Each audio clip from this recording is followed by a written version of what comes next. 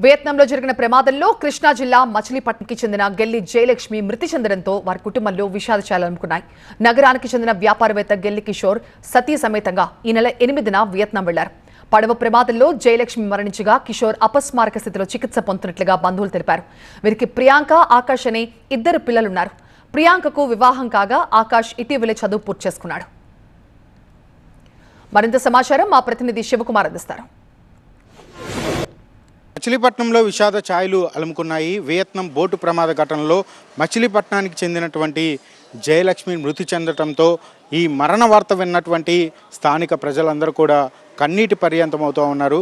ప్రస్తుతం బాధిత కుటుంబ సభ్యులను కలిసేందుకు స్థానికంగా ఉన్నటువంటి స్నేహితులు కావచ్చు, ప్రజలందరూ కూడా తరలి వస్తూ ఉన్నారు. ప్రస్తుతం కొంతమంది ఇక్కడ స్థానిక ప్రజలు ఉన్నారు, వారితో మాట్లాడే ప్రయత్నం చేద్దాం. అమ్మ, అసలు ఎప్పుడు వెళ్ళారు? అసలు ఈ యొక్క మరణ వార్త విన్న తర్వాత అసలు మీకు ఏమనిపిస్తూ ఉంది?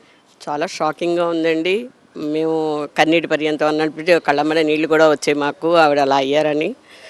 ఎప్పుడు వెళ్ళారన్నది 3 రోజులు అయిందని వింటున్నాము. అది అసలు మీతో ఎలా ఉండేవాళ్ళండి? అసలు చాలా బాగా ఉంటారండి, ఫ్రెండ్లీగా క్లోజ్గా ఉంటారు.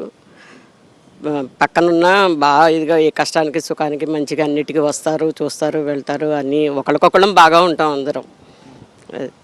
అంటే ఎంతమంది వెళ్ళారండి? మీకు ఏమైనా సమాచారం తెలుసా? అసలు ఇప్పుడు అక్కడ అతని భర్త పరిస్థితి కూడా విషమంగా ఉందంటున్నారు. అసలు ఎలా ఉంది మీకు తెలిసిన సమాచారం?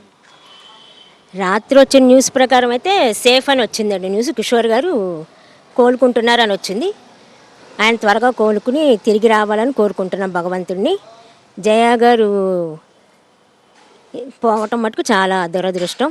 మేమందరం చాలా ఫ్రెండ్స్ క్లోజ్గా ఉండేవాళ్ళం. ఆవిడ పోవటం మాకు చాలా విషాదం, చాలా బాధాకరంగా ఉంది. చాలా షాక్ అయ్యాం న్యూస్ వినగానే. అందరం దిగ్భ్రాంతి చెందాము. కిషోర్ గారు త్వరగా రావాలని, తిరిగి రావాలని కోరుకుంటున్నాం. మేడం, మీరు చెప్పండి. జయలక్ష్మి గారితో మీకు ఎంతో అనుబంధం ఉన్నట్లుగా చెప్తా ఉన్నారు. ఈ మరణ వార్త విన్న తర్వాత అసలు మీకు ఏమనిపిస్తుంది? గతంలో ఉన్నటువంటి జ్ఞాపకాలు ఏంటి అసలు మీకు? జయ గారు మాకు గుళ్ళల్లో కానీ ఫంక్షన్లో అలా కలుస్తూ ఉంటాము. హాయ్ అంటే హాయ్ అనుకుంటాము. ఇది నిన్న టీవీ 9లో చూడంగానే మాకు ఆశ్చర్యం కలిగి నిజమా కాదా అని చెప్పేసి గబగబా వేరే వాళ్ళకి ఫోన్ చేసగానే నిజమే అన్నారు. అయ్యయ్యో అనుకున్నాము. అసలుకి అంత స్పీడ్ బోట్ ఏంటి, అసలుకి వాళ్ళకి ఏరు బెలూన్ ఏదో వేసుకుంటా అన్నారు, అది వేసుకోలేదా ఏంటి అనుకున్నాము. మాకైతే అర్థం కావట్లేదు. అది ఇప్పుడు ఆయనకి సేఫ్ అని చెప్పారు కిషోర్ గారికి. ఆ భగవంతుడి దేవల్ల శుభ్రంగా వచ్చేస్తే వస్తుంది అనుకుంటున్నాం. మేము అందరము వస్తారనుకుంటున్నాము. పిల్లలు పాపం వాళ్ళ తల్లి లేకపోవడం వల్ల చాలా బాధగా ఉంటారు. ముందర మాకే ఇంత బాధగా ఉన్నప్పుడు ఆ పిల్లలు ఇంకా ఎట్లా ఉంటారో ఏంటని అనిపిస్తుంది మాకు. మీరు ప్రభుత్వాన్ని కావచ్చు, ఆ కుటుంబానికి అండగా ఉండాలని చెప్పని మీరు ఏం న్యాయం కావాలని కోరుతా ఉన్నారు? వాళ్ళని సేఫ్గా ఇక్కడికి తీసుకురావాలని, వాళ్ళ ఫ్యామిలీ మెంబర్స్కి చెప్పాలని కోరుకుంటున్నాం. ఇది స్థానిక ప్రజలు, కుటుంబ సభ్యులు అయితే కన్నీటి పర్యంతం అవుతూ ఉన్నటువంటి పరిస్థితి.